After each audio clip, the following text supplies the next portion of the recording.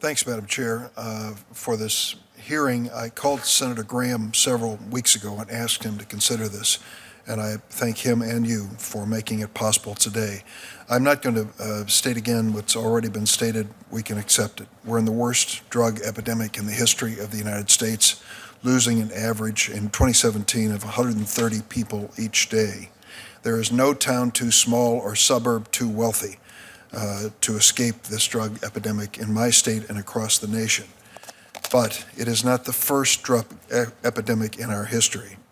The crack cocaine epidemic showed, and I hope that we learned, we cannot incarcerate our way out of this addiction crisis. We need prevention, intervention, and treatment on the front end, not just prosecution on the back end.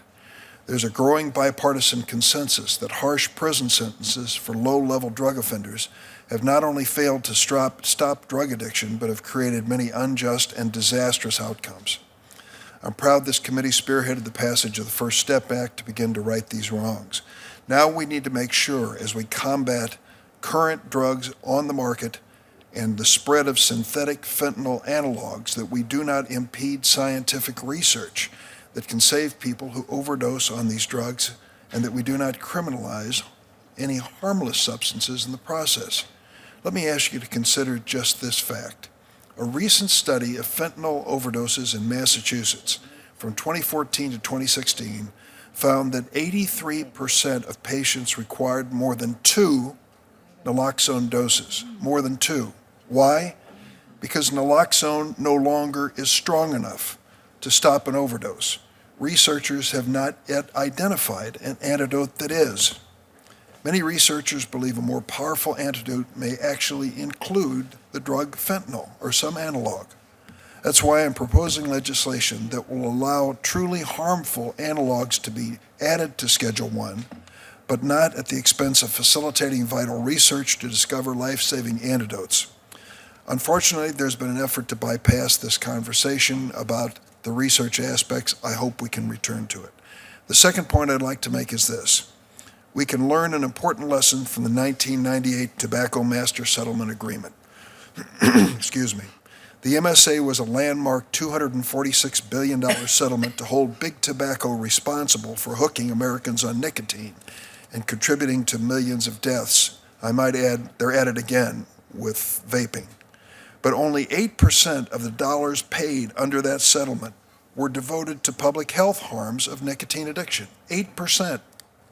Most of the money was spent on unrelated items like roads, stadiums.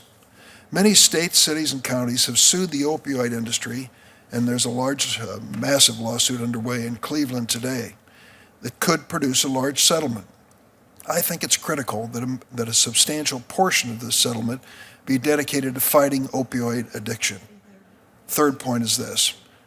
It was in June of 2016 in this hearing room at this very table that I learned for the first time when the acting director of the Drug Enforcement Administration revealed on the record that it was actually the DEA that approved the annual quota of opioids to be produced in the United States.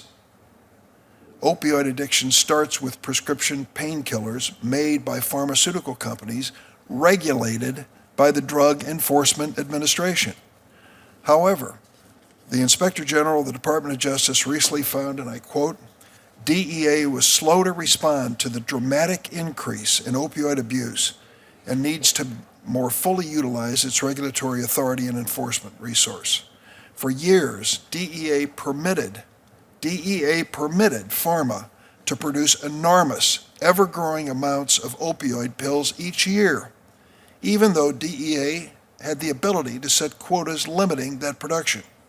For example, in 2017, the Drug Enforcement Administration of the Government of the United States of America allowed pharma to produce 13 billion opioid doses to be put on the market. How much would that be? It would be a 3-week prescription for every adult in America, approved by the Drug Enforcement Administration. For years, I've been calling on them to set lower quotas. Last year, Senator Kennedy of Louisiana on the other side and I joined in a bipartisan effort to reform the law and require the Drug Enforcement Administration to adjust opioid quotas to reflect the reality of what is happening in America. Madam Chair, I'm sure that you're well aware of a county in your state, Lee County, that's on the border of Iowa and Illinois. Lee County, Iowa averaged 45 opioid pills per person for nearly a decade, dispensed by one pharmacy in that county. 45 opioid pills per person for every person living in that county for 10 years. In Hardin County, Illinois, one of the least populated counties in my state, about 4,300 people, between 2006 and 2012, 2.7 million opioids were shipped to a single pharmacy in Hardin County, enough to provide every resident with 90 painkiller pills a year. The Drug Enforcement Administration is supposed to monitor this. So they're approving massive production on the front end and no monitoring on the back end, as we see these areas, rural counties, being swamped with opioids. For years, we've been calling on them to lower quotas. Now they have the legislative authority and no excuses. I'm concerned that DEA is not taking this law as seriously as it should, and I'll ask questions when we reach that point. While DEA has lowered the indefensible opioid quotas of recent years, DEA's proposed 2020 quotas do not take into account drug addiction, overdoses, and deaths. In other words, the former production quotas don't look at the reality of the worst drug epidemic going on in America today. There'll be some questions on that. I look forward to working with my colleagues and continuing on a bipartisan basis to deal with this. Thank you, Madam Chair. I want to make sure the record's clear that in 2016, when we had a hearing before this committee, we established the Drug Enforcement Administration had approved the production of 14 billion opioid doses that year in the United States. 14 billion. That meant that every adult in America could take a 1-month prescription of opioids based on the approved production quota from the Drug Enforcement Administration. We were in the midst of the worst drug epidemic in our country. We still face it. Opioids were driving it to heroin and fentanyl, and the DEA was approving the production of 14 billion of these doses requested by the pharmaceutical industry. A number of us started asking questions. What is going on here? Why are we producing all these opioid pills, dramatically more than is necessary for the health of America? And as a consequence, Mr. McDermott's testimony today is that the quota productions have gone down, some 55%. I don't know what the exact number is. I'm estimating it's around 8 billion at this point. 8 billion opioid doses a year. What is that equivalent to? It is equivalent to a 2-week dosage for every adult in America. That is what we are still producing in opioids as we talk about all the consequences of the opioid drug epidemic. And so Mr. McDermott, Senator Kennedy and I said, what's going on here? Is the DEA paying any attention to what's happening to these opioid pills once they're produced? And the response to me was, Senator, if you want us to pay attention, put it in the law. And we did. And we said from this point forward, when they set the quotas at DEA, take into account the deaths in America related to opioids, the diversion of these opioid pills from the ordinary medical course of commerce, and the following. And so we waited to see, Mr. McDermott, what would happen. And you know what the response was from the DEA? We just can't find that information. We can't really take that into consideration. In fact, the DEA basically told us, DEA determined that due to the grouping of drug classes and all sources provided, the data could not be used to estimate diversion for the purpose of setting the production quotas. What does it take? How do we get the DEA to acknowledge that 8 billion opioid doses is dramatically more than could possibly be used for legal purposes, for medical purposes?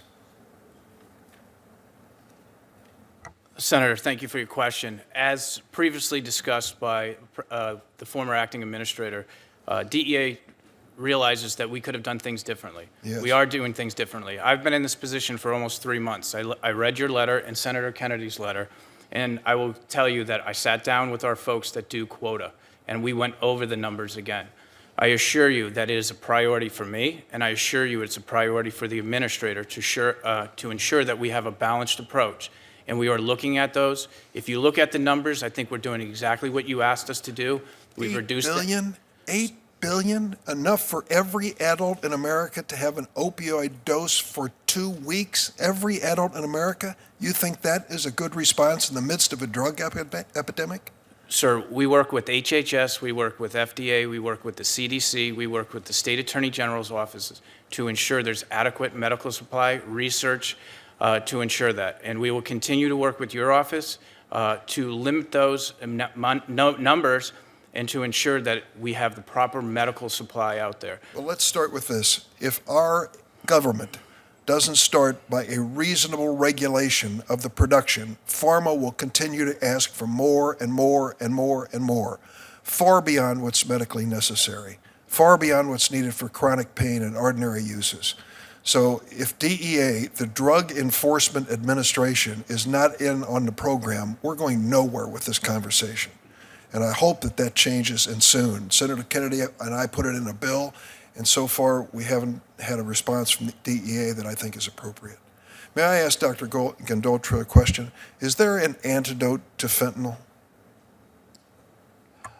In your initial statement, you had mentioned that you had heard anecdotal reports where people had required more than one dose of naloxone as a reversal for opioids.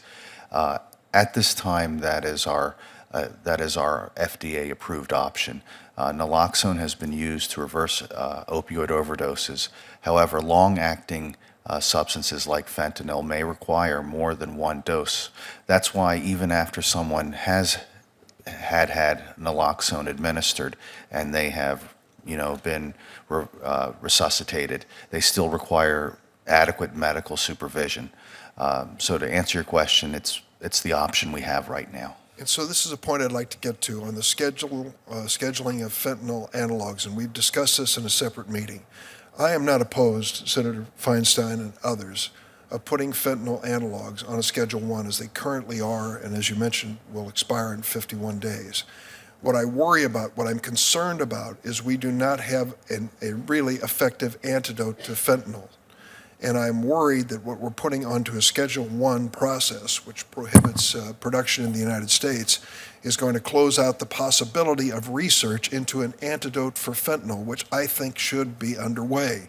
It would be, I think, ludicrous for us to believe that fentanyl is going to disappear, even if the import numbers are coming down. What I'm asking you to do, all I'm asking you to do, is in putting these fentanyl analogs on Schedule I, give us some process so that researchers can look for that fentanyl antidote, which could literally save lives today. Naloxone has some value, but really doesn't have the effective application that could make a difference. Mr. Chester or Ms. Liscombe, if you'd like to respond. Yes, Senator, thank you very much. I'm proud to say that ONDCP, the Department of Justice, and Health and Human Services have been working throughout the summer on that very balance that you talk about, which is the balance between controlling substances that are dangerous as they come into the United States, but allowing adequate researcher access.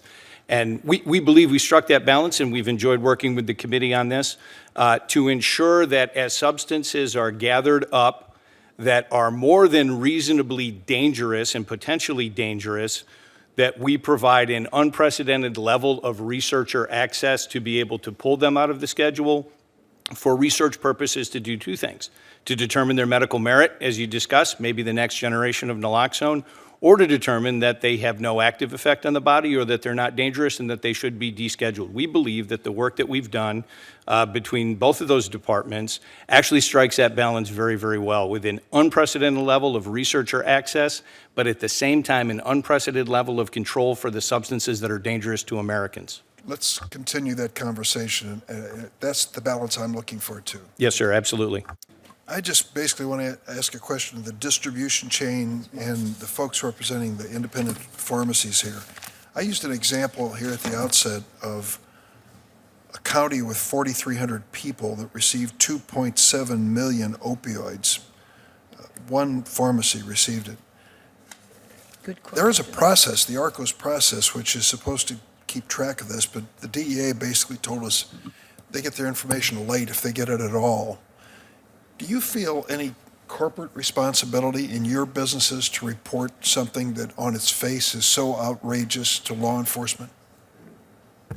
Senator, we take our responsibility to report to the ARCOS database very seriously. It's a very important issue for us. We are very pleased with the new functionality that was put forward in the support Excuse me, didn't Mr. McDermott say that it's a matter of months before they get the information?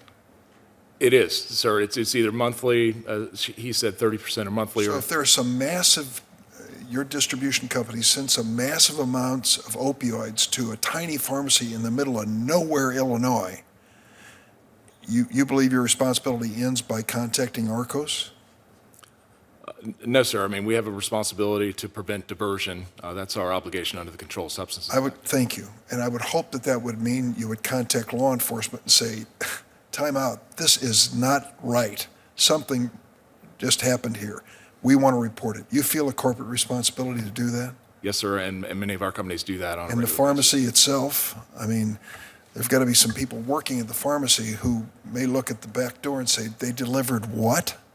Yeah, absolutely. And our responsibility is not to report to ARCOS, but we report to prescription drug monitoring programs that are overseen at the state level. So the turnaround time on those varies. Some are every 24 hours. NCPA supports as frequent a reporting as possible, but that is our members' responsibility to report those controlled substances they're dispensing.